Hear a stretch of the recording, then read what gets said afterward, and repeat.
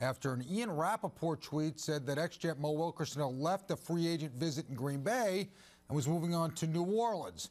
Well, Daily News Jets columnist and beat writer Manish Mehta responded with this tweet, saying New Orleans was a bad spot for Wilkerson because he's had, issues with alcohol in the past. Manish went on the Boomer and Gio show on WFAN this morning to defend his tweet. Wilkerson's mom then responded by calling the show and saying this. I am livid. Manish has never, ever liked Muhammad. He may have met him in Temple, but he's always written horrible things about my son. Muhammad does not pay Manish any attention, so therefore he always has something against him. Where's his proof? Where's your proof, Manish, that Muhammad is an alcoholic? Like, really? You always say all these things. I can't tell you, Boomer, how I'm just livid. I'm just livid with him. Like, why do you keep saying these things about my son? The Jets released him. He's moved on, so let's just let it go. Let's just let it go. All right, now, Manish, of course, has appeared on this show as our Jets insider plenty of times in the past. He declined to come on today, saying he did not want to go back and forth with a player's mother. Anthony, what's your response to this whole thing?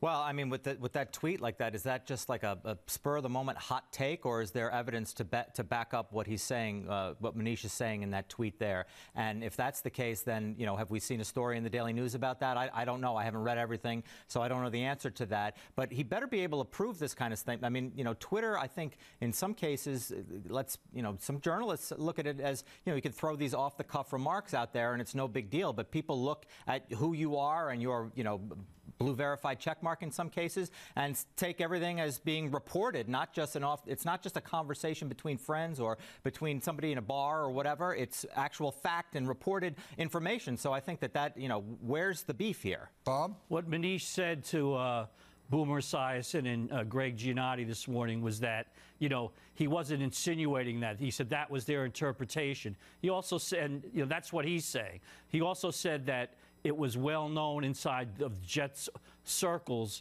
that there was an alcohol issue. Which Boomer disputed, right? Boomer disputed that. And he also said that around the league it was known. So, you could cut it any way you want. I mean, I'm not going to try to get into his head. I will say this, though. I think the whole thing about Twitter is coming home to roost again here, because it gives you the ability to write briefly, throw out something that you may that you may know is a fact. And it may not be a fact, or it may be a fact, but it's open to the interpretation of the thousands of people that read it, including Esiason and Giannotti.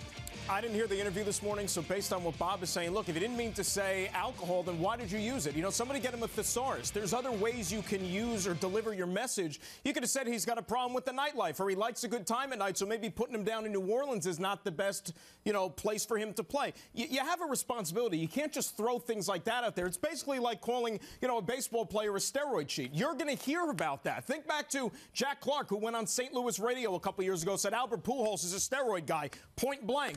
And he heard from it, and Pujols threatened to sue. He might have even sued. You can't come at it with those type of tones and not expect repercussions. That's a serious accusation. No, listen, there's no doubt that this has obviously stirred up quite a lot, and everybody in this situation, I mean, listen, a guy's mom should defend him, should defend his son. There's no question about that. Again, we asked Manish to come on and talk about it. He declined today. Whenever he's ready, we're happy to have him back.